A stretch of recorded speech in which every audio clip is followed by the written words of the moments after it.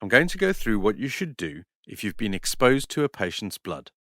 I'll explain the first aid measures you should take and then talk about how to report the injury. Oh, yes. I'm really worried about getting a serious infection if I look after patients who are very ill.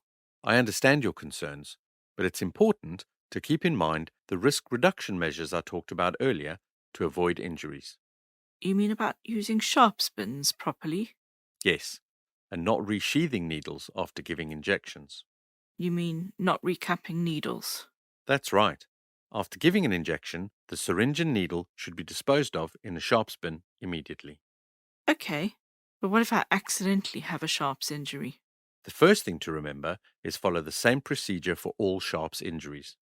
This is because you may not know whether the source of the injury carries a risk of infection or not. If the blood is infected, you may not know the type of infection. Okay, First, wash the site of exposure with lots of soap and water without scrubbing the area. should I use antiseptic wash? No, that's not recommended. Just liberal amounts of soap and water.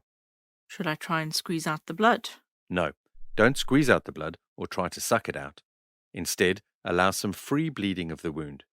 This means that you allow blood to flow out of the wound on its own. Okay, After you've cleaned the area, dry it and put on a waterproof dressing. okay. Will I need any treatment after the injury? It depends on the level of risk. That's why you must report any needle stick injuries so that you have access to medical advice. If the level of risk is assessed as low, you may not need any treatment.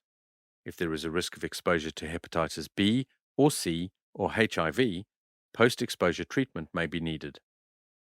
This might include vaccination against hepatitis B, taking antiviral drugs in the case of exposure to hepatitis C, or PEP in the case of exposure to HIV. Okay, so the first action is to clean the area with lots of soap and water.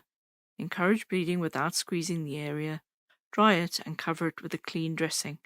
Then I report the injury so the level of risk for infections like hepatitis B or C or HIV can be assessed.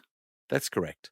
Also remember that prevention of needle stick injuries is equally important as the management of the injuries.